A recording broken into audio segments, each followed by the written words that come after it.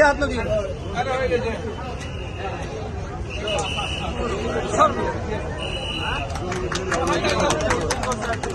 আমরা শুধু এই কথাটাই বলতে চাই, এই বদ্দারহাট অত্যন্ত গুরুত্বপূর্ণ একটা এলাকা এবং এই বদ্দারহাটের বাজার একসময় পুরা বৃহত্তর চট্টগ্রামে এখনো নাম করা আমরা মনে করি। কাজে কেউ কিছু যদি কোথাও কোনো কিছু না পেলে সবাই বদ্দারহাটে আসে।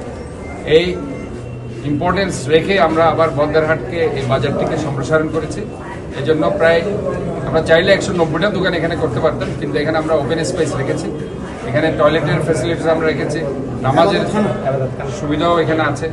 এবং আমরা আপনাদেরকে শুধু এটুকুই বলতে চাই, রাস্তায় যারা বসেছে তারা যাতে আর না বসে। এখানে আমরা সিটি কর্পোরেশনের দেখব দোকান বরাদ্দ দেওয়ার যদি সুযোগ থাকে প্রয়োজনে এদেরকে বলবেন যে আপনারা এখান থেকে দোকান নিয়ে এখানে বসে। একটা জিনিস মনে রাখবেন, যখনই নিচে রাস্তার মধ্যে বসে যাবে এই দোকানে কিন্তু মানুষ আর আসবে না। কাজে আমি চকবাজারও দেখেছি একই অবস্থা, বাজারের নিচে আমি এদেরকে উপর উঠানোর চেষ্টা করছি, উপর উঠাই দিব ইনশাল্লাহ, যেহেতু আমাদের স্কোপ আছে। কাজে আমরা তাদেরকে উৎসাহিত করবো না যে নিচে বসা।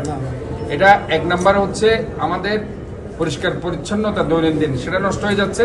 আর বিশেষ করে আপনারা দেখেছেন ওই যে আমাদের বড় যেটা বিল্ডিং ছিল যেটা আমরা ভেঙে দিয়েছি, আমাদের যে মার্কেট, সেটার কারণে নালাটা বড় করেছি, যেটার সাথে বারোপাড়া খালের সাথে সংযোগ আছে, ওই ছিদ্রটা বন্ধ হয়ে গেছে।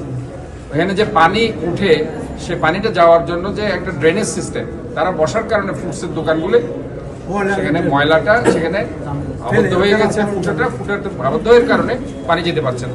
তো এই জন্য আমার মনে হয় ভেরি ইম্পর্টেন্ট, আপনারা সবাই তাদেরকে বুঝাবেন, বুঝাই তাদেরকে না হয় আমাদের যে ম্যাজিস্ট্রেট আছে তারা কিন্তু আইনগত ব্যবস্থা নেবে। তো আমি আপনাদেরকে ধন্যবাদ জানাচ্ছি, আমাদের মাননীয় সাংসদ আবু সুফিয়ান ভাইকে ধন্যবাদ জানাচ্ছি, যেহেতু বদ্দারহাট অত্যন্ত গুরুত্বপূর্ণ একটা এলাকা এবং আমি মনে করি যে এটা এখানকার মানুষের ডিমান্ড অবশ্যই ফুলফিল করবে। পাশাপাশি বৃহত্তর চট্টগ্রামের মানুষ এখনো বদ্দারহাটে আসতে চায় এবং তারা এটা এসে অবশ্যই সুফল পাবে। আমি আপনাদেরকে আবারও আন্তরিকভাবে ধন্যবাদ জানাচ্ছি এবং আজকে